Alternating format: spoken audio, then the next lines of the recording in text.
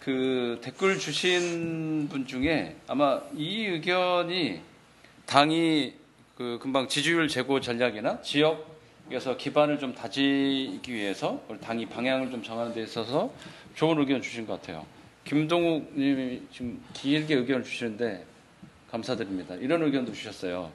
예를 들면 공공노조가 공공부문 노동자뿐만 아니라 공공부문 사업자, 그러니까 그 안에 들어있는 노인요양센터의 사업자들, 그 안에 일하시는 분들까지 좀 같이 포괄해서 좀 할 수 있는 비전과 계획을 좀 당이 하는 것도 좋겠다. 이런 의견 하나 주셨고, 또 한 가지는 지역 풀뿌리 노동자 학부모 학생, 그러니까 지역에 있는 풀뿌리 시스템을 좀 잘 만들어가는 게 좀 중요하다. 이런 의견도 있으셨고, 아까 의견 주신 것 중에 뭐 스타냐 지역이냐 이거는 꼭 대립보다는 병립하는 문제 아니겠냐 이런 의견들 많이 주시고, 뭐 이런 의견도 주셨네요. 일본 공산당처럼 지역 풀뿌리를 좀 키워서 이렇게 좀 하는 케이스가 것도 또 약간 다르긴 하죠. 이런 것도 좀 고민했으면 좋겠다. 갑자기 갑툭튀 김혜련 시의원이 나왔어요. 지역 출신 전문가 필요하지. 고양시 덕양구도 김혜련 시의원님 덕분에 된 겁니다. 혹시 김혜련 의원님과 가까우신가? 네. 본인은 아니세요? 혹시? 본인은 네. 근데 맞는 것 같아요. 그러니까 지역 기반이 그만큼 중요하다는 의견이신 것 같아요. 그래서 지금 이제 그 좀 마무리하면서 이제 저 질문을 좀 짧게 좀 드리고 싶은데, 그러면 당 그 시스템 관련해서 우리가 이제 지역, 특히 지방선거를 앞두고 있어서 지역 중심 뭐 이거를 좀 어떻게 좀 강화할 거냐 이 얘기들이 좀 있긴 한데, 시스템 전환에 있어서 저 문제는 있는 것 같아요. 당의 어쨌든 지금 부채 문제가 상당히 좀 심각하고 재정도 열악하고 당의 조직 자체도 상당히 지금 취약한 구조에서 혁신이든 중앙당이 요구하는 지점들은 꽤 많은데 전 실제 다 수용하기 어려운 조건이다 현재. 그러면 전반적으로 이거는 전당적으로 선택과 집중, 그리고 슬림화할 부분은 슬림화하고 전반적인 조정이 필요한 건데, 당직자 문제에서도 필수 행정직과 정무직을 좀 구별해서 좀 전환하는 문제도 의견들이 있었던 것 같고, 그다음에 당의 재정 구조도 아까 권수정 의원님도 좀 새로운 아이디어도 주셨지만 지금 방식 말고 다른 좀 배분 방식 여러 가지 이 이야기가 있는 것 같아요. 근데 여기서 핵심은 지역을 하는 데 있어서 지금처럼 계속 지원을 확대하고 한다고 해서 될 거냐. 전반적으로 좀 선택과 집중이 필요한 시기. 그러니까 지역 전략에서도 선택과 집중, 당 조직 시스템에서도 선택과 집중. 이 얘기들이 좀 많이 나오는데, 마무리 발언을 좀 포함해서요.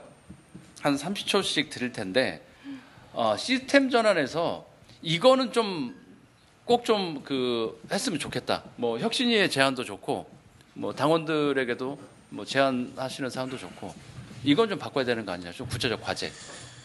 우리 김혜석 의원님부터 30초씩 30초 드리겠습니다. 너무 적은데요.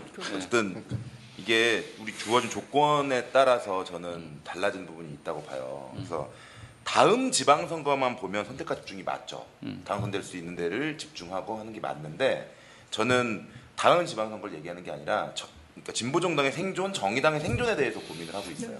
지금은 사실은 민주당이 지금과 같은 위치를 점하고 있고, 이 사회적인 분위기 속에서 또 민주당이 과거 진보정당이 차지하고 있었던 정책적인 포지션이나 또 어떤 인물적인 부분이나 여러 가지 것들을 더 뭐라고 해야 될까요? 잠식한다는 표현보다는 이런 더 확장을 하고 있는 상황에서 진보정당이 제대로 된 대응을 하지 않으면 거의 뭐 앞으로 한 10년 정도 거의 어떤 특출한 사람이 나오고 특출한 변화가 나오기 전까지는 굉장히 어려운 길을 걸 수밖에 없지 않을까, 이런 고민도 사실은 들어요. 저는 그렇기 때문에 아까 우리 얘기해 주신 것 중에 뭐 두 가지를 병행해야 된다, 이게 저는 병행이 틀려서 그렇게 하면 안 된다는 게 아니라 그럴 우리의 여력과 힘과 조건이 안 될 거라는 거예요. 그래서 뭐 우리는 어떻게 보면은 이제 진보정당의 암흑기가 될 수 있는 기간에 우리의 내용과 우리의 가치로서 이 정당이 유지되고 발전되고 이어져야 한다라면 거기에 맞는 대응과 준비를 해야 되는 거고요. 그것이 바로 지역에서 하나하나 기반을 쌓는 시작, 여기에 집중적으로 투여해서 사람을 만들고 육성하고 가면 좋겠습니다. 오늘 메시 얘기 계속 나왔으니까 많이 그 말만 마지막으로 좀 드리자면 메시도 우리는 세계 축구의 최고의 스타지만 바르셀로나 유소 시스템에서 성장한 어렸을 때부터 거기서 키워가지고 그 팀에서 성장해서 세계적 축구 선수가 돼서 바르셀로나를 먹여 살리는 이런 축구 선수로 성장을 하고 간 거잖아요. 물론 뭐 그 시스템 속에서 뭐 메시를 만들어내고 뭐 이렇게 할 수도 있겠지만 갑자기 웃으셔가지고 시간이 많이 지나서 그런 것 그래요? 같아요. 알겠습니다. 저는 어쨌든 그런 성장하고 키우는 시스템들을 만들다 보면 그 안에서 또 스타도 나오고 또 이것이 언젠가는 맞물리고 이렇게 갈 수 있지 않을까. 그게 어려운 시기를 극복해가는 우리의 과제가 아닐까 생각합니다. 지역 기반에 집중하고 원포인트 메시 얘기해 주셨습니다. 우리 권수정 의원님 마무리 발언 겸 해서 30초라고 하니까요. 네. 국민들을 속이는 것은 가능하지 않다.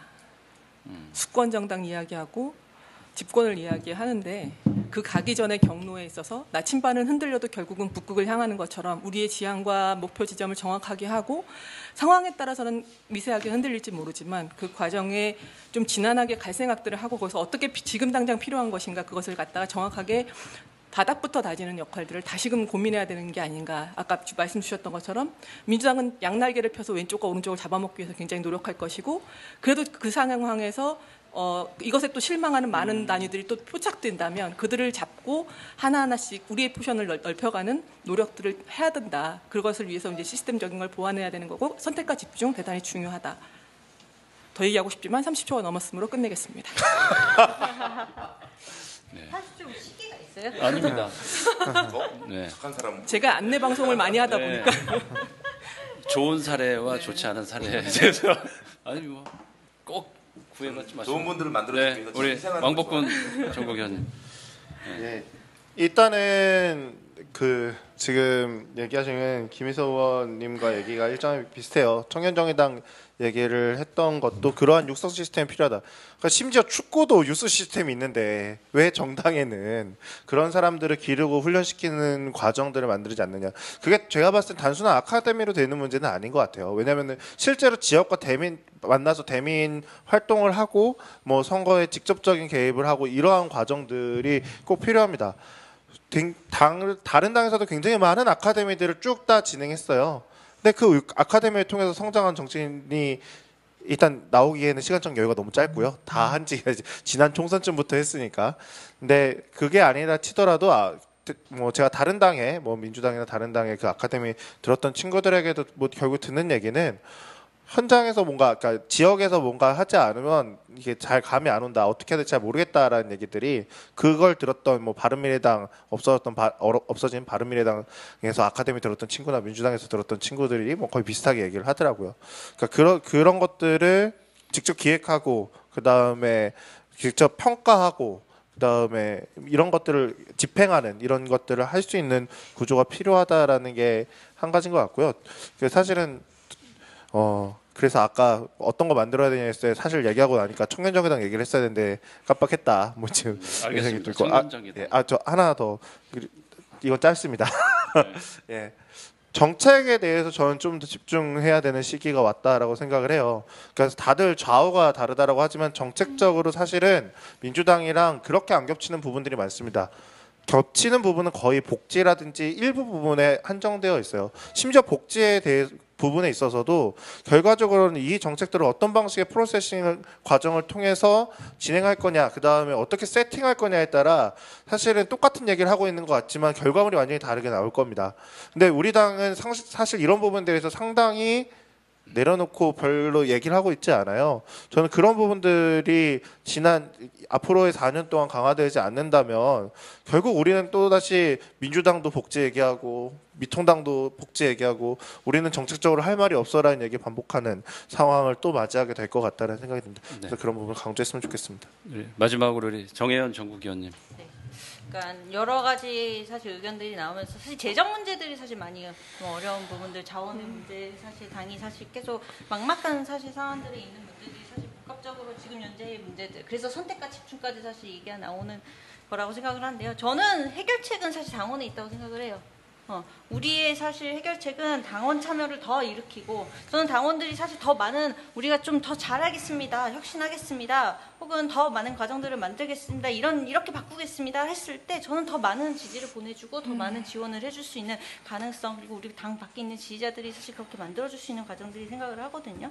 그래서 저는 가장 우선시돼야 되는 거는 우리의 위에로부터 시행 정치를 강화하고 아래로부터 당원들의 열의를 모으는 과정들을 사실 더 강화를 하는 게 지금 우리 당의 가장 혁신 과제이다. 그래야지만 사실 지역의 문제, 시스템의 문제, 스타의 문제 그리고 당의 어떤 전반적인 큰 문제들이 해결될 수 있는 방안으로 갈 수 있을 거라 생각을 합니다.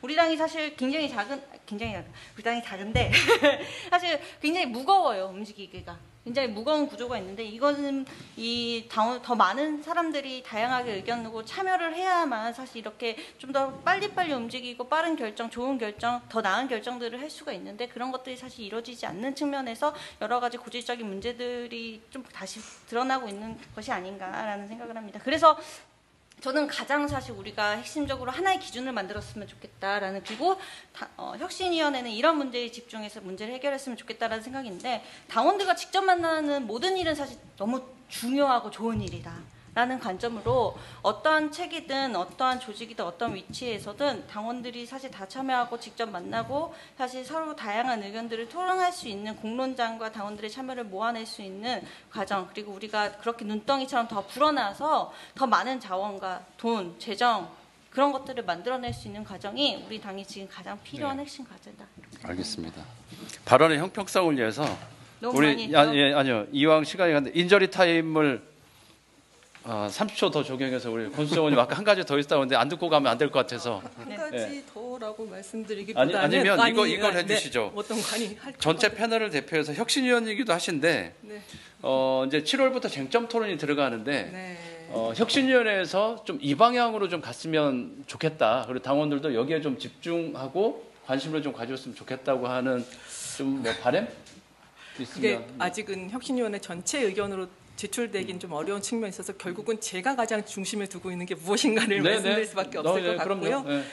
결과적으로 지금 시대에 정의당의 존재 이유를 찾는 것 그리고 누구를 대변할 것인가 누구와 함께 갈 것인가를 정리해가는 과정 그것을 가장 뒷받침할 수 있는 시스템적인 것을 어떻게 만들어 갈 것인가가 이번 과정의 가장 핵심이라고 생각을 하고 결과적으로 그런 정의당의 정체성을 이야기할 때는 많은 아젠다로서 목표 지점을 좀 정확하게 낼 수 있는 이야기들을 내놓고 싶다. 예를 하나만 들어도 주택 문제와 관련해서 지금의 문재인 대통령 같은 경우는 집권 초기에 정도로다가 집값을 잡겠다라고 이야기했을 때 정의당 같은 경우는 500만 원만 있으면 집에서 살 수 있도록 하겠다 등등의 집 걱정 없이 살 수 있는 나라를 만들겠다 등등의 이제 약간 좀 파격적이지만 정의당스러운 대안으로서의 아젠다를 형성하고 그것을 내놓을 수 있었으면 좋겠다라는 저는 생각을 좀 가지고 있어요. 그게 무슨 주의나 이런 식으로 표현되기보다는 민생 국민들하고 대단히 접점에 있는 많은 사안들을 구체화시켜서 정의당스러운 것들을 내놓을 때 조금 더 정의당의 많은 국민들이 귀 기울이게 될 것이고 당원들조차도 우리 당을 자신 있게 이야기할 수 있는 또 과정이 만들어지지 않을까라고 생각을 합니다. 그리고 이번 혁신위원들만 아니면 활동당원들만 지역위원장님만 참여해서는 되는 문제가 아니라는 것을 정확하게 알아봐 주시고 많은 당원들께서도 여기서 참여하시고 내가 만들어가는 당으로서 지금의 과정을 함께 해주셨으면 좋겠다는 말씀으로 저는 접겠습니다. 네. 오늘 시간도 많이 지나고 이제 조금 인저리 타임까지 해서 한 5분 스트리밍 돌아가고 있는데요. 네. 오늘 조직 시스템 어떻게 좀 전환할 거냐가 아마 주된 좀 토론이었는데 아까 우리 김선님 메시 얘기도 했는데 정의당의 아마 지금 혁신의 과정은 전 이 빌드업 과정으로 봐야 된다. 그래서 조급해하지 않는 게 전 중요하다고 봐요. 그러니까 단기 성과를 내기 위해서 무리하게 전 중앙선 돌파를 계속 하다 보면 언론에 신경 쓰고 이벤트를 하다 보면 결국은 골대까지 못 가고 골을 뺏길 수밖에 없고 지금의 오히려 과정들의 지난 8년에서 좀 반성적 평가 지점들이 거기에 좀 있지 않은가. 그래서 꾸준히 좀 지구력 있게 빌드업하면서 저는 캐시백 쌓듯이 이 지지율을 높여야지 단기간에 올라가는 건 단기간에 빠질 수밖에 없다. 그렇게 갔으면 좋겠고 꼭 혁신이 과정이 아니더라도 당이 아까 쭉 나왔던 토론에서도 다 지역 기반 얘기하셨는데 지금은 당이 이제 향후에 선택과 집중을 한다면 모든 역량을 어떤 걸 줄여서 어디에 집중할 거냐. 전 총력전이라고 봐요. 그래서 코로나 사각지대에 있는 코로나 약자들을 좀 대표하는 정당으로 전당적 사업을 어떻게 할 건지 총력전을 거기에 맞게 당의 조직 체계 시스템을 정비하고 좀 재편하는 문제로 좀 접근하면 좀 좋지 않을까. 좀 이런 좀 제안들 그리고 시당도 좀 그런 차원에서 혁신 토론 이어가고 사업들 좀 펼치겠다는 말씀 드리고요.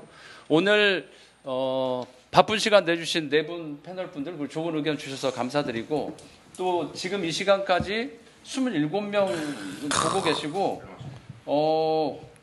질문과 댓글 꽤 많이 남겨주고 같이 참여해 주신 우리 당원분들 마지막 이현수님이 꼭 질문을 주셨네요. 궁금한 게 하나 있는데 선거에서 40억 넘게 졌다는 게 사실인가요는 네, 당 부채는 마이너스 43억이 맞고 선거 과정에서 한 20억 정도가 이번에 있고 이전에 좀 이어져온 부채들이 한 절반 있는 것 같습니다. 답변 드렸고요. 함께해 주셔서 감사드리고 오늘 또 늦게까지 서울시당 우리 실무자들 당직자들 고생해 주셨습니다. 함께해 주신 당원분들 그리고 관심 있게 지켜본 시민 여러분들께 감사드립니다. 마지막으로 정의당 서울시당 유튜브 툭터유 2차 토론 이제 마무리하고요. 7월 쟁점 토론 때 라이브 토론 또 할지는 좀 사안별로 좀 판단해 보겠습니다. 끝으로 꼭 한 가지 당부. 구독과 좋아요 부탁드립니다. 네, 수고 많으셨습니다. 고맙습니다. 몇 명 구독이에요?